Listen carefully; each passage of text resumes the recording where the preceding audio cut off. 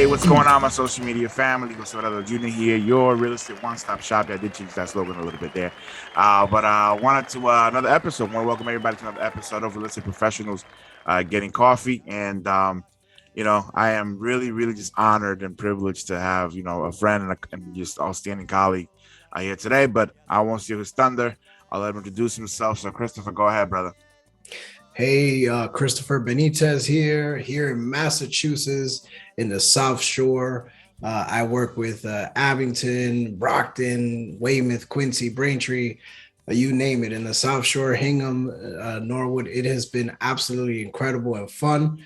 I'm originally from Lawrence, Mass. I've been in real estate. This is now my 5th year as a licensed professional.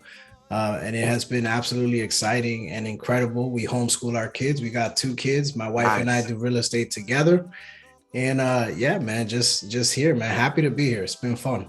Thank you so much. So, speaking of which, I know that you mentioned that you've been in real estate for the last 5 years as a licensed, professional. So tell us a little bit about you, like how did you get into that, and then now that you're because I know you're in a different position now. How have you kind of evolved into that, this new venture in your life with real estate? Yeah, so it's definitely all God, man. This is what I'll tell you is when I started, I had a different vision. Okay. I owned property. I was trying to get my license for like two and a half years prior to when I actually got it. And I struggled with that exam, just in the worst way. And then in the middle of me struggling, they changed testing vendors.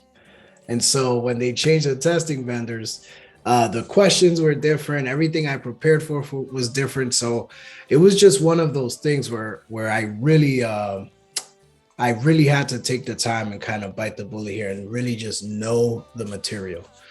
So after having this incredible run-in, which one day you guys will definitely meet her on our podcast, I will be sharing that.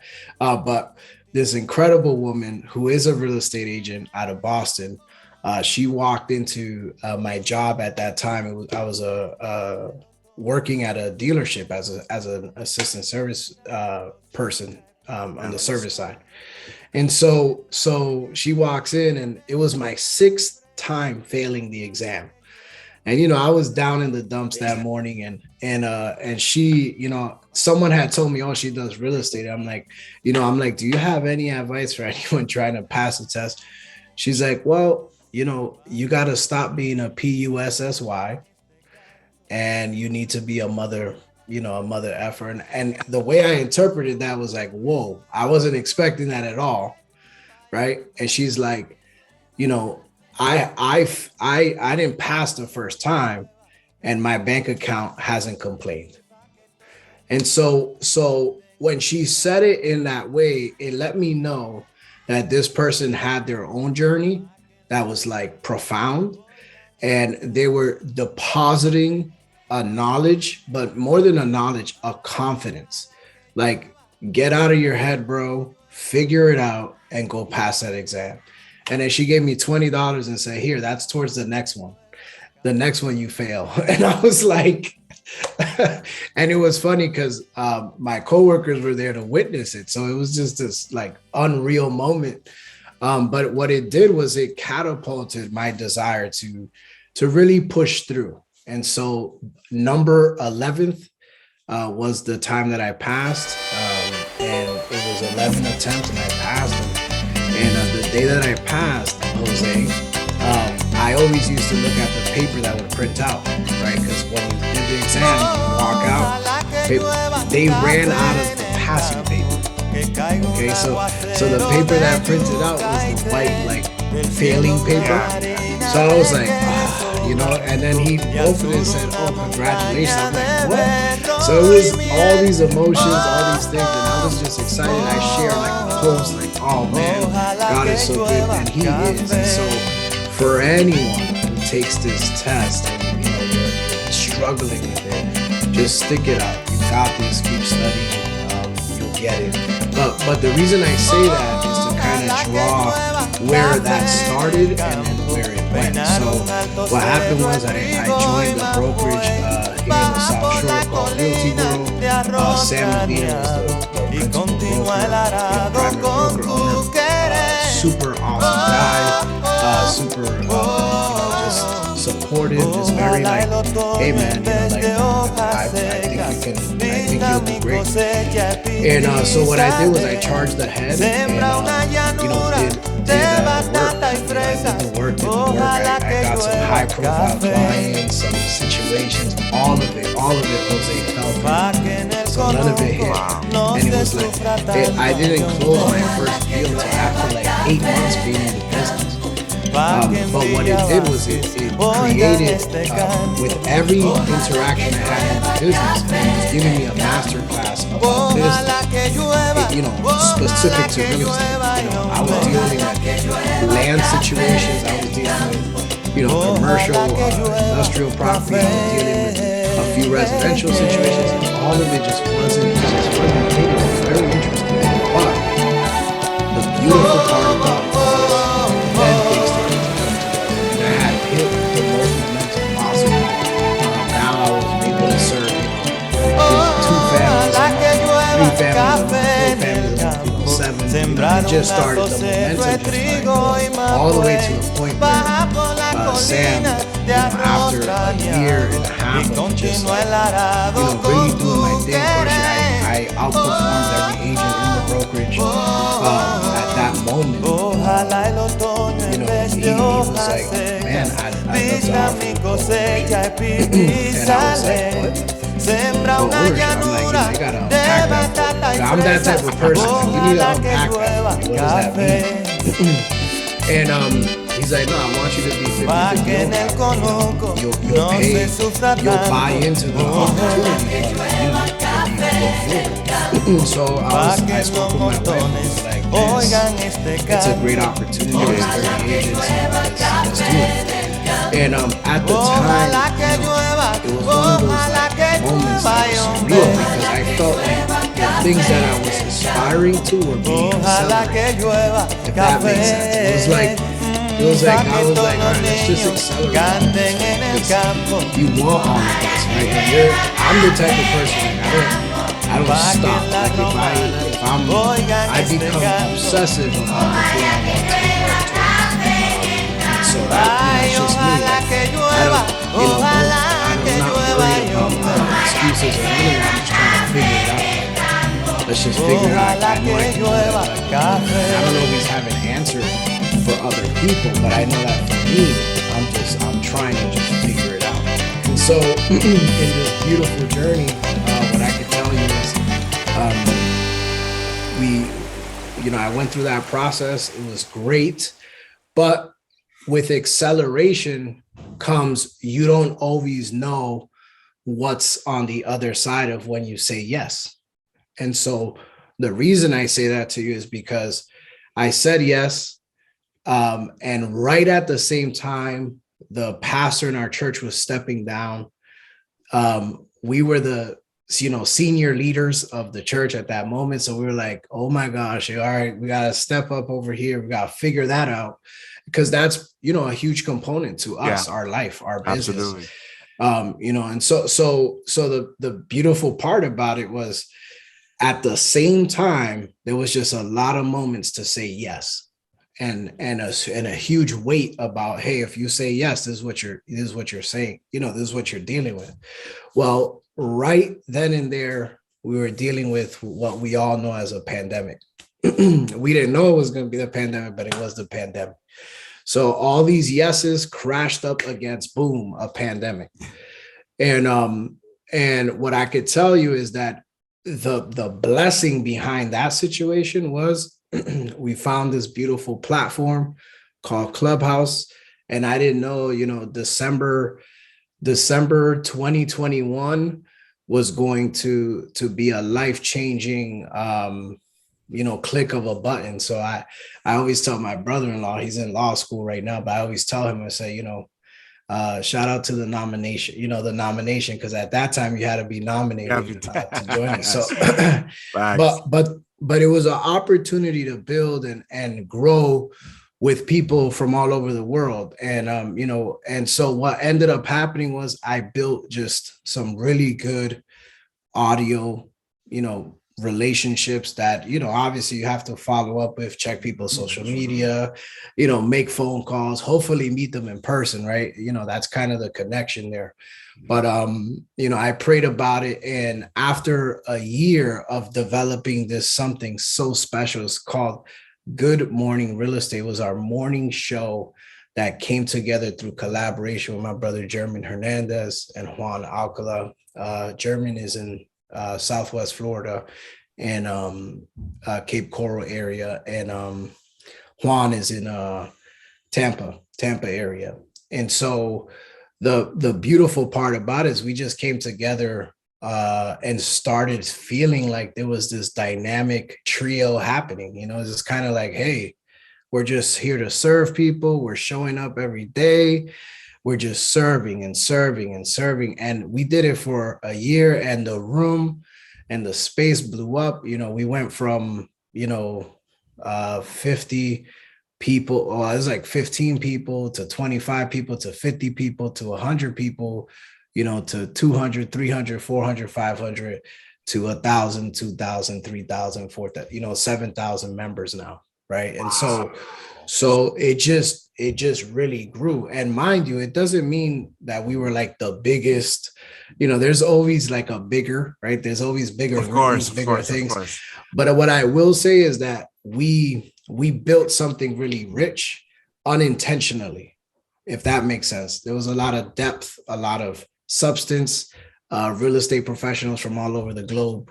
And for that reason, it just was a special space.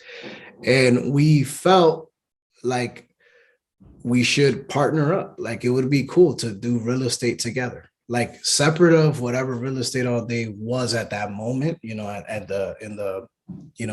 Clubhouse. Yeah. We were like, oh, we should partner up. That'd be cool.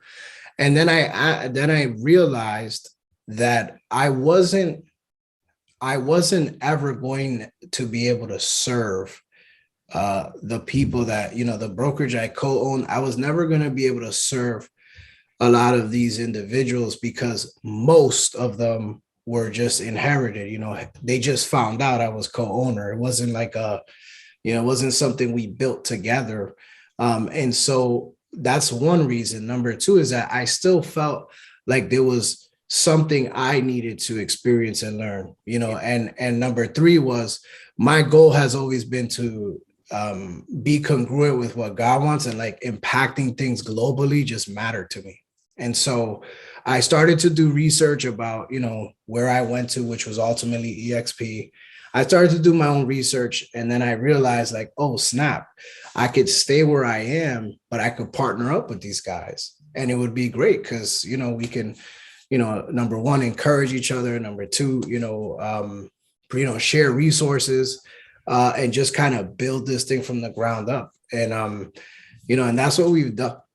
Excuse me. Sorry. That's what we've done. I think one of the cool things about it was we had a live event in Sarasota, Florida. It was amazing. We had about 100 people there.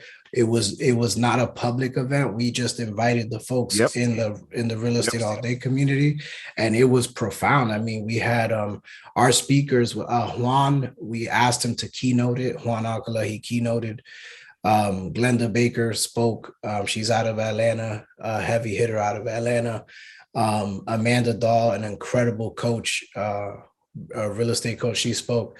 Levi Lassick spoke, and he's an awesome brother, big in the YouTube space. So there was just a powerful moment. We had Marie Cochran. She has the Shut the Fear Up podcast. It was a powerful experience, to say the least. It was packed out. I had a conversation with Mark Smucker, the owner of Folgers Coffee and Smuckers, the peanut butter and the jelly. Okay, all right. And and they own Bustelo Coffee. So they actually ended up sponsoring the event with Bustelo Coffee. Nice. So they sent us over 100 cans of Bustelo.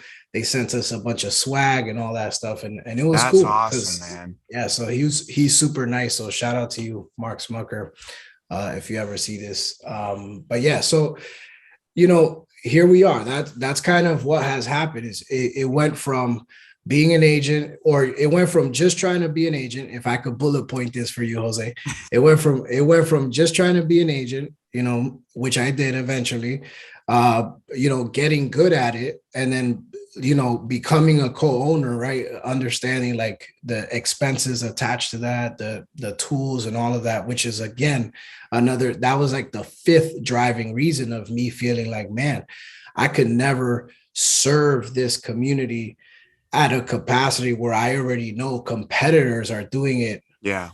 at a different level, just at the investment that we would need to make is just, that's not within my bandwidth, and um, so yeah, so again, the beauty is Sam, I still love him. He's incredible. We stay in touch all the time. He still has Realty World. They're still up and running. And I made the transition to EXP Realty, and it has been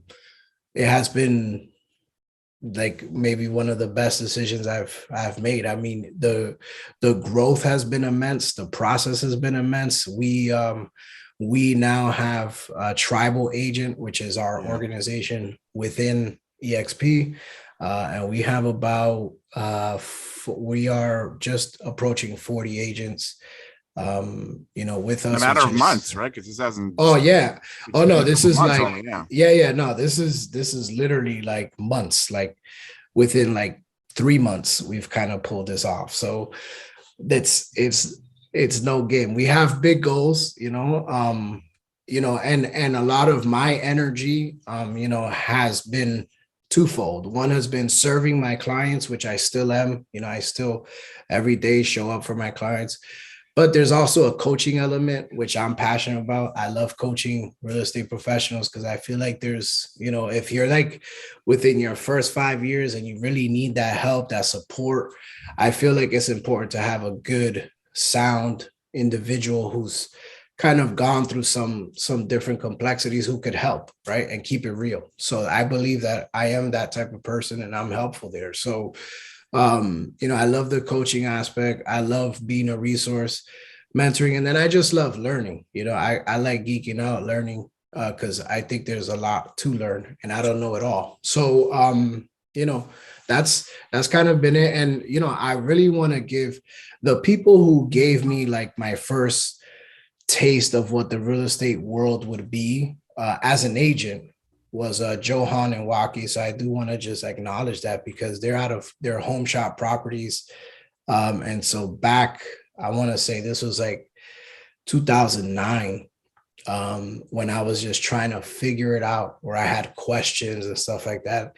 I used to always ask, always, check in, and they were always super loving and open. So I got nothing but love for them. They've always been solid with me, and I'm grateful for that. So I Yeah, big love what shout out they're to Johan doing. and Walkie. I love Yeah, they're great people. So Chris, so you just dive into the podcast right away. A little bit about everything podcast, right? Because let's do it. this is getting interesting. So now, of course, you kind of condensed, your story, right, from where you went and then where you're at now with the tribal age and the EXP and then the coaching aspect of things. But in that, in between all that, um, you know, what do you think was like the one, I guess maybe character trait or whatever that kind of helped you to kind of stay focused and keep you disciplined in those days when you weren't really motivated, or perhaps there were a lot of challenges that were presented themselves. So what was like the one thing you consider kind of kept you focused and kind of kept you going? It was definitely, that's a great question. It was definitely like faith and purpose. I think that, I made this commitment to, leave, my 9 to 5 job. And, it was good money. It was, I've always had like every job I've ever taken always paid me more than the last. That was kind of like Yeah. how I made my moves, and so ironically enough, I went into real estate full time, and I didn't make anything for Yeah. the first 8 months, but I doubled my annual income the rest of that year from the previous job. And so, so it ended up being the trend was the same, right? Like I was still Making making more more money. money than my previous job. So, that's kind of like one of those notions where you tell yourself like, oh, well, that's good, right? That's what you're here for. But there's a caveat, and what it is that this business is not, it's not easy. Number one, it's not for everybody, but also there takes a certain endurance and resilience, and you need to adapt with everything that changes so fast, and so content is so huge right Yeah. now. And I don't see enough of it, especially in our area. I don't see enough of it. I see people do it, and I feel like they think that what they did was enough, but it's not, because content is a beast. It's something you have to feed like all the time. It's all the time. And you got to have a batch ready to go and this, that, and, it's a lot of work. And so, this is where we are in our business, because people want to learn from the comfort of their home. They want to learn how to trust you. They want, because that's where we are Yeah. in this industry, yeah, faith is my answer, man. Faith and endurance is what has kept me going. I've had moments where I'm like, oh my gosh, how are we going to pay this light bill? I've had moments of like, oof, I might have to make a phone call and see if I can borrow something. And I'm thankful to God that it didn't arrive there. And that's kind of like that was huge. But again, you know, it's it's been a journey. That's all I can say. It's been a journey, and I'm grateful for it. But it's not for everybody. Right. And I guess the best way I could say it is, if you're a new agent just jumping in, you should consider, or even if you're an older agent and it's not really hitting for you, you should consider, what you're surrounded by. What's around you that's sharpening you? What's forcing you to grow? Are you reading new books? And like, if you're a new agent, I'm not the author of this book, but this is David Green. And I know that there's a brokerage that speaks about their red book, right? But this red book is, I believe that this red book replaces that other red book that everyone talks about. I'm keeping it real. I'm Yeah, keeping it real. And that's it's all not right. it's not for reasons that, it's not about like, oh, this, it's just that this is a far more well-rounded, relatable book from A to Z on how to really start as a real estate agent. So for sure, like if you're not giving that a read, you should, and I think this might sound funny to you, but there's two places I've fallen in love with recently, and it's the public library and Audible. Like I think that, you just want to read and you want to Yeah. learn. And Yeah. when you just test it out, when you walk into your local library, I just walk in, there's, first of all, you're not gonna hear a lot of noise. You're gonna see how empty it is. You're gonna recognize like, wow, we pay for this. Like, to some Yep. extent, we Yep. fund Yep. I we taxes. fund Yep. this. And you're gonna notice that there is a resource right in your community that is a space for you to get outside of your house, right? And go study something, go learn something new. Maybe you don't have money for college courses, but do you have an hour a day? Can you take a quick stop to, can you treat the library like a school and just go fall in love with some books? It's funny you mentioned that because I love reading myself. And so it's actually one thing I'm going to ask you later is like, what's one book? I see you have Atomic Habits, which I'm actually in the process of reading it right now. But so Audible for me is really tough because like it's very difficult for me to maybe because I don't know, maybe I have some level of like ADHD or something, but like it's really tough for me to like grasp, information simply by hearing it and not reading it. You know what I mean? So it's very, especially a book where it's like, usually it's going to be a pretty long read or, it's a lot of stuff to hear. So I've tried it and I still do, but reading is definitely that's like fundamental for me. Reading is you know, it's you know. But you mentioned something about, you know, like maybe you don't have money for college courses and things like that. And it reminds me of a movie. I don't remember the name of the movie, but I know it was with Matt Damon and Robin Goodwill Williams. Hunting. Goodwill Hunting, right? When there were Top that top five movie for it's me. great. So Like yeah, I'm actually kind of ashamed. I didn't remember the title because I've watched like 10 times. yeah, But that scene at the bar when I think it's Ben Affleck is trying to pick up, and then you know the other guy's trying to embarrass Ben, and he comes in. He's like, you know, you spend this much money in education that you could have gone for $2.50 in late charges at the library, right? yeah, And it goes to and like that's the one thing that I've always I'm not against education at all whatsoever. I mean I'm not, but at the end of the day, you know, a lot of the stuff that really makes you successful on a day-to-day basis, you know, there's other ways to go out there and get it if we don't have the resources to go to a college, right? Or you know whatever. So I think you know you hit that you know right on the you know the head because sometimes people feel like because they can't go to college or maybe they haven't gone to college that perhaps they have to stay in a position where nothing wrong with a 9 to 5 job. That's not what I'm saying, but they feel like they can't do anything else other than that because they don't have a degree. yeah, Where you know, and I mean, I'm not sure how you know, I don't have a college degree, and I'm not rich by any means, but you know, I do okay. You know what I mean? And yeah, you know what I mean? And so you know, to be and I'm sure that I'm continuing to do better. You know, despite the fact that I don't have and you know, quote unquote education. I'm actually very glad that you know that you brought that up. So another thing that I yeah. wanted to ask you. So along this journey, which has been you know full of you know blessings and maybe not so good times, you know, what would you think is like the biggest lesson you've learned throughout this entire you know this entire journey that you've had from where you started, you know, you said back in 2009 where you was kind of just like inquiring, trying to you know put your feet in little by little, and now where you're full blown like broker and you're partnering up and you're building this almost like a syndicate type of thing and within real estate. What has been like the biggest couple things you've learned or really big lessons you've learned throughout this process? Yep.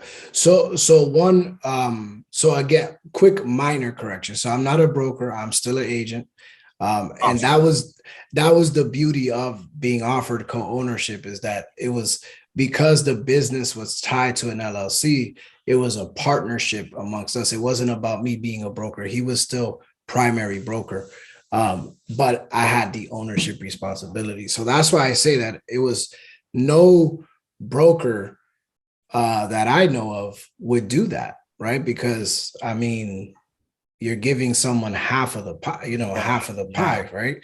But but EXP was made for agents by agents, was made from an agent by an agent, right?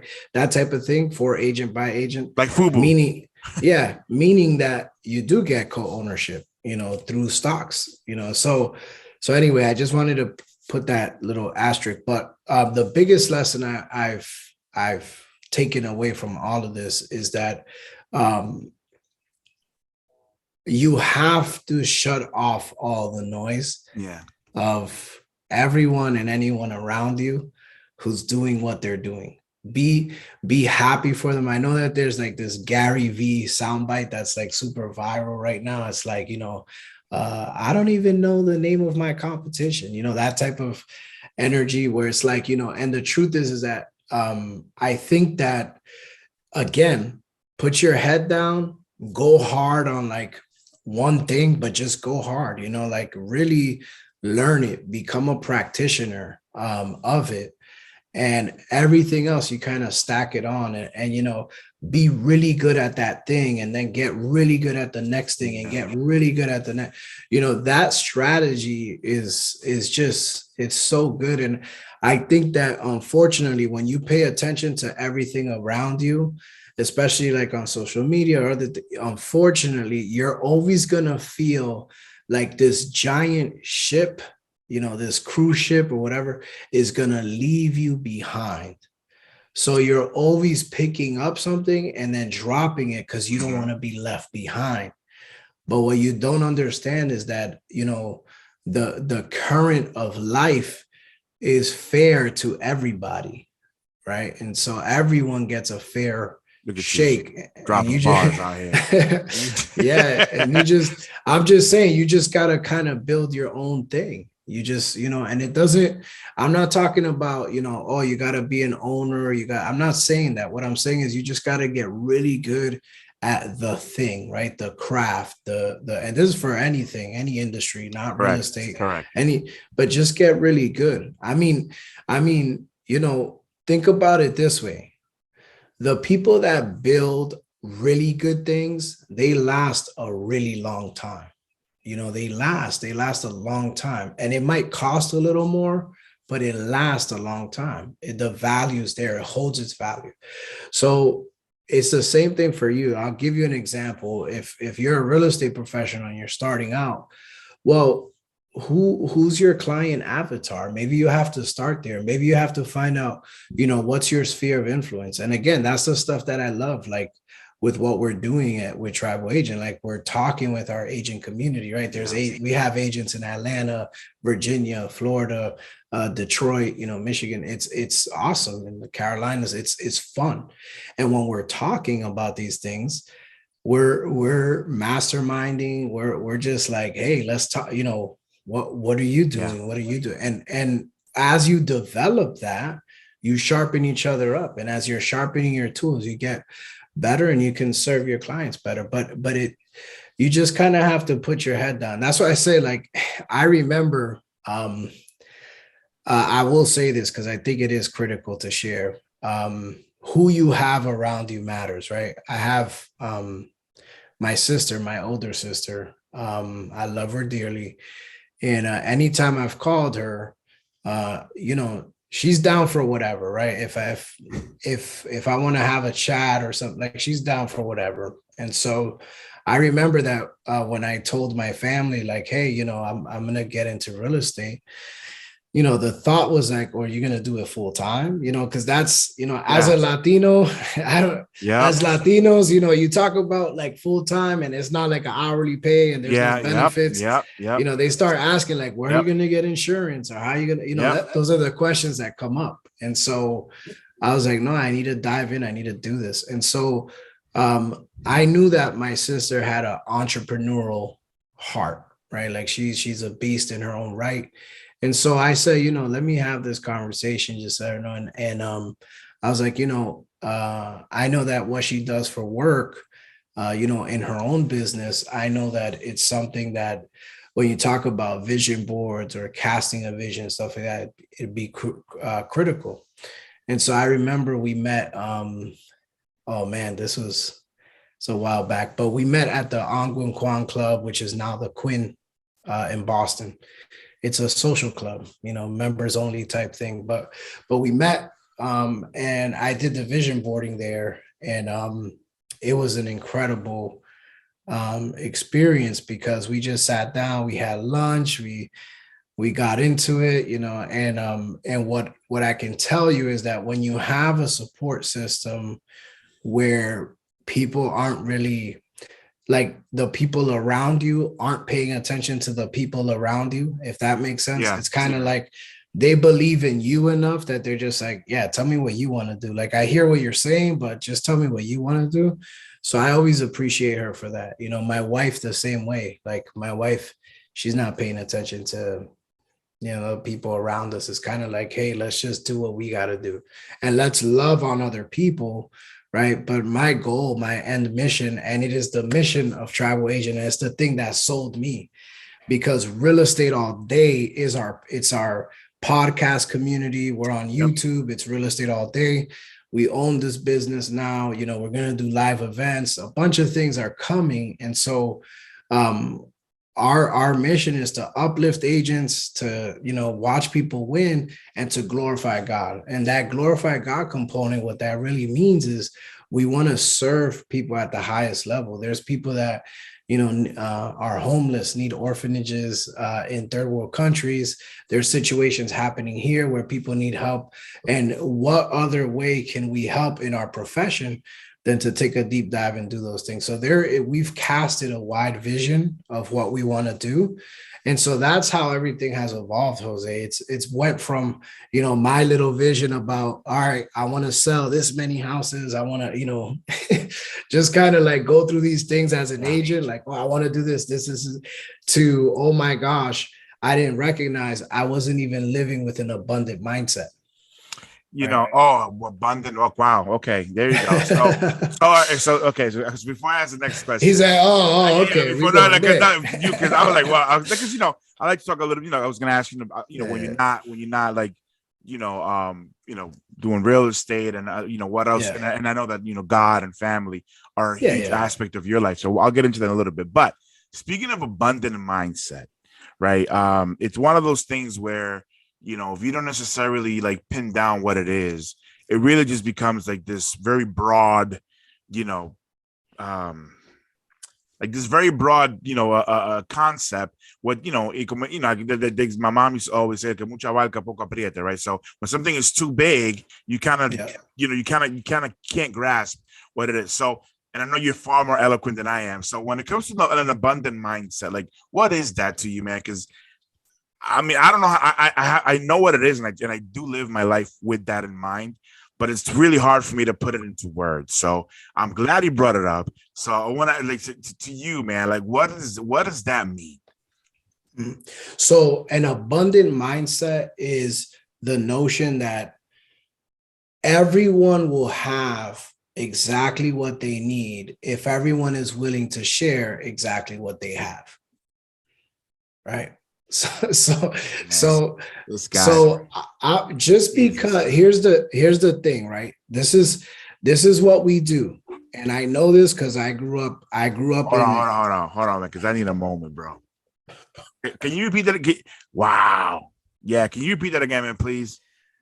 Yeah, I said everyone would need, so an abundant mind says everyone will get sorry, everyone will get Ah, exactly okay. Yeah. what they need if they share exactly what they have. Everyone shares that. Yeah. And the notion of it is that, you know, you can listen, you can share all the information in the world.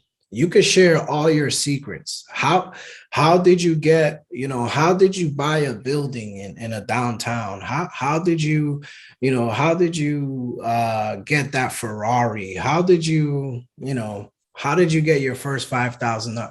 You could share all the secrets in the world, and it doesn't mean everyone will apply it, right? It That's doesn't true. mean Yeah, true. just because you're sharing it doesn't mean that it's gone forever. It doesn't mean that someone's gonna take it from you. And that's the whole thing about, if you share exactly what you have, right?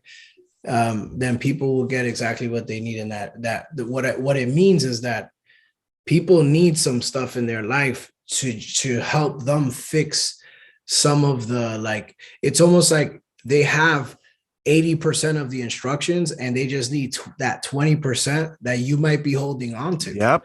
And it's just going to help their life, their journey, right? And so when you're abundant, in the mindset, you're always giving it away. You're giving free game away. I cannot tell you how many ideas I've just handed away, or I can't, at this point, I lost count, and what it lets me know is like I will forever live in abundance because I'm not rooted in me needing to live in an ivory tower, right? Like I'm rooted in I'm down to live as low as I need to live so everyone can live, right? And that's kind of like, that's a whole different, I guess, conversation. But when you talk about abundance, it's kind of like, yo, I have information.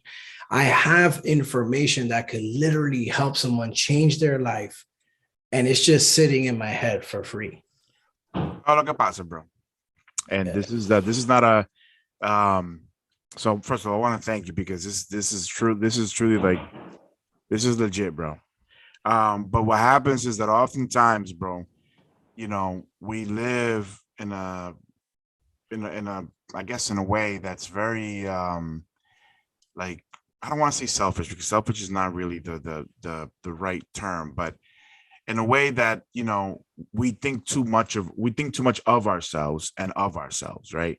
And then unfortunately what happens is, when that happens, right, when that happens, then we become like almost like frightened by the fact that if I give what I know away, right, then this person I'm giving it away to is going to eat away at my particular way of life, or because in this case in our careers, as much as we like to do for others, there's we're not nonprofits, right? We are here to make money, right, and provide a better better life for our families.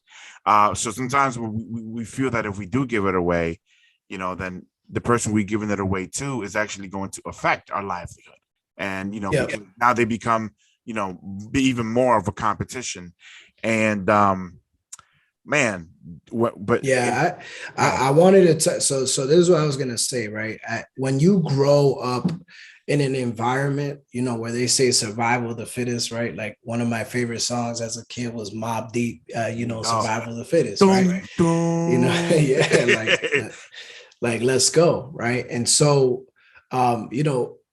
when I think about those lyrics, right, and when I think about like just what the mindset was back then, the mindset was like you can't touch me.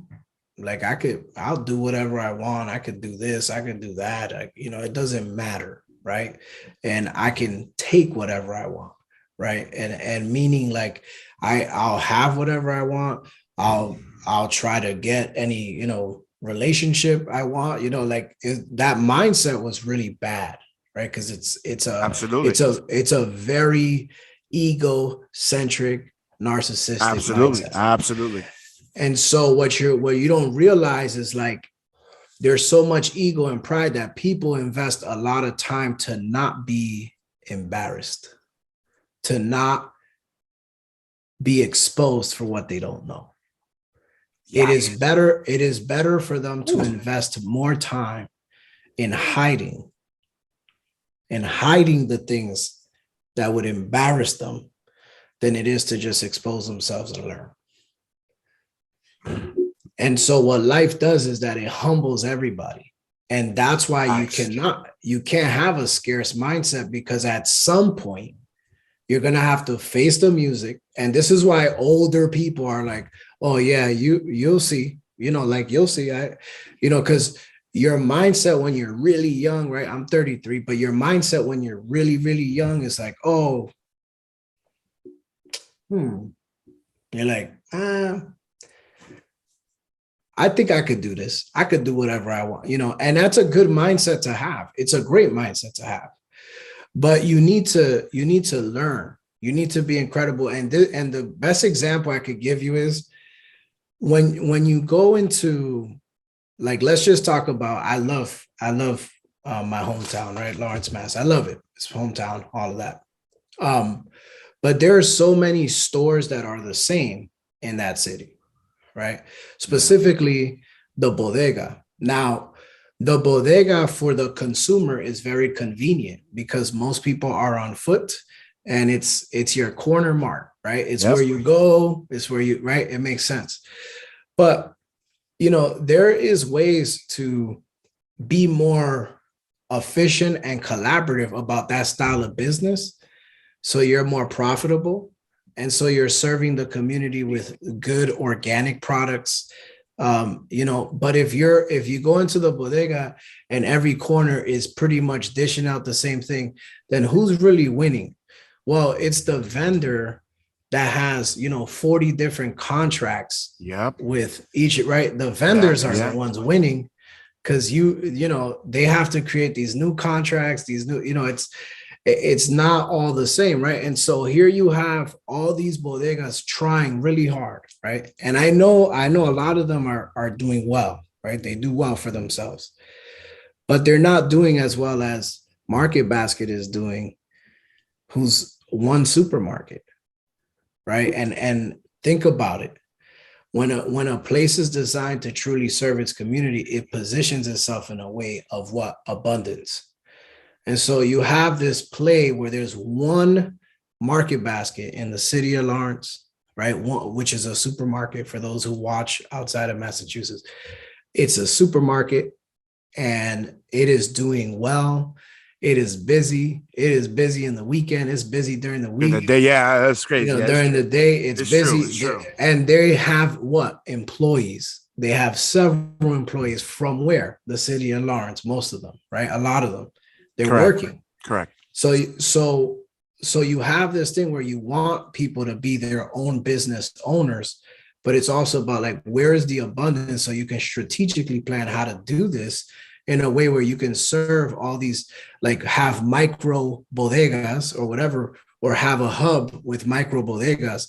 Imagine if Whole Foods had corner bodegas, right? I'm not saying Whole Foods is the right thing. I'm just saying, imagine if Whole Foods was the grocery store hub, and then it had micro bodegas, corner store spots with some amazing produce, stuff like that. And they deliver it to those cities, those areas daily, right?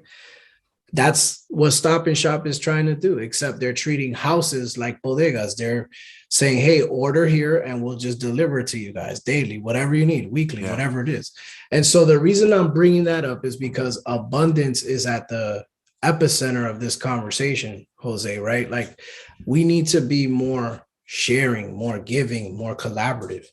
And I gotta tell you, even for my personal friendships, when people do weird things, when people do things that are an issue and are not, in connection to having the power of what I need as my goals align and the things I'm trying to do, I could tell you right now that the biggest thing is that I will not subscribe to relationships that are predicated on this scarcity or nefariousness or manipulation of, strategy, just because we're cool, just because we know each other, right? That's not enough for me. And when I look at relationships, I'm not the end all be all of what a relationship should look like. But when I look at it, and the reason I'm telling you this is because we also correlate relationships with partnerships, with collaboration. Yep. And so the way we got to look at that is like, my goal in life is not to crush you, is to lift you. And if I do anything that is designed in some type of way to give you a disadvantage, then I'm not operating in my agreement. Especially if I know full and well in my head that you're putting that I'm putting you at a disadvantage, right? And so when some people operate like that so much that it's subconsciously there, and that's the whole scarcity mindset. That's like a habit. It's embedded in them. They need to have the upper hand in the situation. They need to. It can't work in a way where it's like, it can't work in a way where it's like working for you and working for it. Has to like, I kind of, and again, this is where we get into trouble as people and business professionals, is we get way too scarce in our mindset. And the other thing, just to flip it around, because I've spoken about this before, but don't judge people who have a cleaning person, a nanny, who get their meals prepped and ordered. Don't judge those people, okay? I'm going to tell you why. Because they're operating at a capacity where they recognize that their time is more valuable than doing some of those things. And it's literally some people, and this might be breaking news right on your podcast, but some people know what their time is worth by the hour. So let's say they know their time is worth $450 an hour, then they're not consumed with the things that cost $20 an hour to do, or 50. They're not. And the reason why is because they need to use what they're focused on, what they're doing. They need to free themselves up of all the other stuff. So people ask all the time, well, how do you do it? How can you get a cleaner? How can you? Well, I'll tell you right now, give up some of the subscriptions, stop door dashing, right? And do the math. If you budget yourself a little bit, maybe you can't get a cleaner, every week. Maybe you get them every other week. Maybe you get them once a month. And but it's what you're gonna find is that when you free yourself up of the things that are not dollar productive, you make more money. Yeah, because spending more time on what does make you money. Yeah. And that's an abundant mindset. So many people would say, hey, I'm not going to pay for a cleaner. Yeah, right. Over my dead body. Right. And there's people that culturally, they're like, never is another, woman or, I only say women because a lot of women do it, but there are men who clean. So, I'm never going to pay another person to come into my home and clean. But again, if you show them the numbers and you say, look, like you're literally you spend at least 3 hours a day, because some people do, you spend at least 3 hours a day trying to clean for your whole family and then cook and prepare meals. So every day you're spending about 5 hours holding it down for your family. Great. That's great. That's awesome. I'm glad you're doing that. And let's say in this case, someone is bringing home the money, or your partner's like working and there's someone not working, whatever the case may be. At the end of the day, I promise you that no one wants to live their life in a constant hamster wheel of cleaning, cooking, repeat, cleaning, cooking, repeat. It's you always want more, but you don't understand how to get more. You don't understand how you need to free yourself up, right? Because what happens the day, and you see this happen all the time, Jose, someone has an idea. They're like, oh man, I have an idea. I like to start a restaurant, or I like to start this, or, whatever have you. And they don't know how to make that transition because they don't know how to buy their time back. They haven't created a value proposition on their time. They don't know how much their time is worth. And when you start to know how much your time is worth, then you know that when you're giving away for free, meaning AKA spending time with your loved ones or people or whatever, then you really start to recognize who you truly appreciate, what you're willing to give up for your time, that you're not charging, but you're doing it because it's pouring into you. And that just feels so much better, man. When you're doing something because it just pours into you, that's abundance. Wow. That's, man, bro, you straight like, man. Wow. Yeah. I gotta tell you, man, this has been awesome. So I just wanted to ask you, like, so when you're not, doing real estate and just having these, pouring into people as magnificently as you do, like, your family, you're outside of work, like, what do you usually, what are you into, man? Yeah, so I think for me, I'm a big firm believer of Jesus and therapy. So a while back I went to therapy because I was struggling. I was like, oh man, I gotta work through this. I'm having some mental blocks here that I really need to like work through. So if you have never been to a therapist, I recommend anyone go. I think it's powerful because it really helps you take that ball of yarn, like they talk about in psychology, and pull away the string so you can see. Yeah. So what it did for me was there was a question asked, which was, what do you do for fun? Like, what's fun for you? And immediately I'm like, well, I spend time with my kids, I'm with my wife. And then the response was like, no, it didn't sound like it was for you though. It didn't sound like it was a selfish thing for you. So here's what it is. The selfish thing that I do for me, that's fun for me. I'll give one. I have two. I'll give you one. One is I love going to the movies by myself. I'm good. I don't need to go with a group. I will go with a group socially, but I love going by myself, preferably during the day, noontime, whatever have you. Nobody's there. And yeah, I love that. It's great. I'm a movie buff. I love movies. So I I'll go by myself, and that is like it's a treat. It's a treat. I appreciate it. And so that's good for me. The second thing that I always love to do is travel, take trips, go places I haven't gone, and I love that.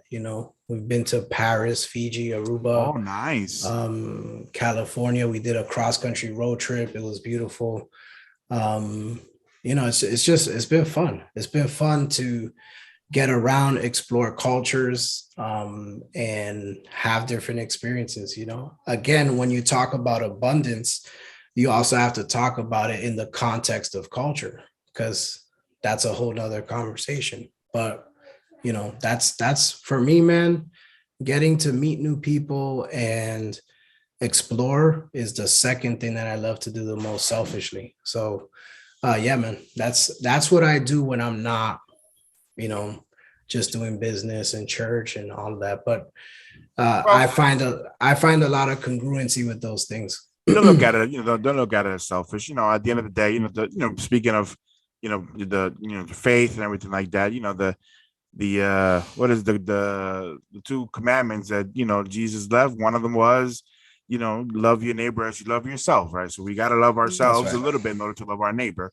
So then, That's right. we it's always that's not being selfish. That's just being well rounded and grounded. So, but yeah, man, listen, I gotta tell you, man, this has been absolutely awesome, man. I'm so glad, that we, especially in your case where you're so busy and you have so many things going on. I really do appreciate the fact that you took the time to, to do this. And so one last thing, because I see all those books back there. What's one book if you could recommend to anyone, especially those that are kind of, or perhaps, or even a piece of advice to those that are kind of maybe struggling, new to the business, or maybe not so new, but they're just continuing, or not continuing, but somehow they're struggling either mentally or just with the stress of the whole, with everything that's going on. What advice would you give them, and what's like one great book that you would recommend to anyone to read? Got you. So it's a little tricky when you ask that, but this is what I'll say. This is what I'll say. Um, Atomic Habits is literally maybe one of the best formulas on truly understanding the power of having habits and how to really create them fundamentally. So, Atomic Habits is an explosive dynamic book. Definitely give it a read.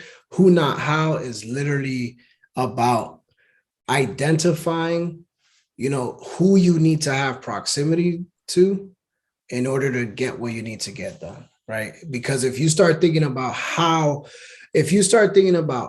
am I going to make a million versus who do I know that makes a million, or who do I know that makes 250K but knows people that makes a million, right? Proximity creates normalcy, and normalcy creates just natural results, right? Things that so when you start to normalize being around, the thing you want to become, it sharpens you to become that. Absolutely. Um, and then Multiply is by Francis Chan. It's a book on discipleship. So the reason I say that to you is because when I look at a book like Multiply, it's like, hey, get into people's learn to break bread with people, learn to build true community with people.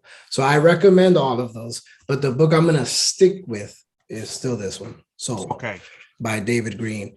And David Green is in connection to Bigger Pockets, which is a huge podcast and all of that. But Sold, and the reason why is because if you're an agent starting out, you want something that's fundamentally going to help you out. So I think it's a great book. But if you're an agent who's been in it for a while, but you kind of need to go back to the basics and fundamentals, I just think this book does a great job at that awareness. And then a piece of advice I could give you is learn to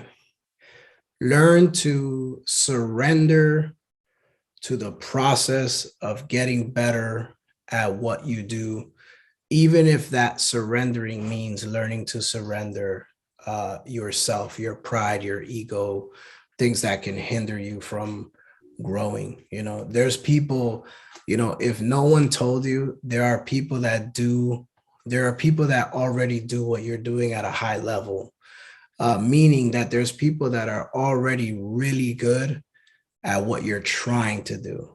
And if you let pride and ego get in the way, you'll never become a student. And so ultimately, I would say the biggest thing about an abundant mindset is being okay with learning, having a teachable spirit, being able to be just in a constant position of wanting to learn. That's Well, I couldn't have said it better. I really couldn't have. Well, listen, man, thank you so much for doing this, bro. It has been an absolute, like, this has been just incredible. And I really do. I really have enjoyed, having these conversations with you, man. And we talk, pretty frequently. So I know, we're gonna continue to break bread, right, as you mentioned, For sure. with each other, man. And but te envío un abrazo, mi hermano, for you and your family. And ya tú Absolutely. sabes, hopefully, we'll do this again soon. All right, my brother? I would love that. Absolutely. Thank you, man. You got it, my brother. It was a pleasure. You got it.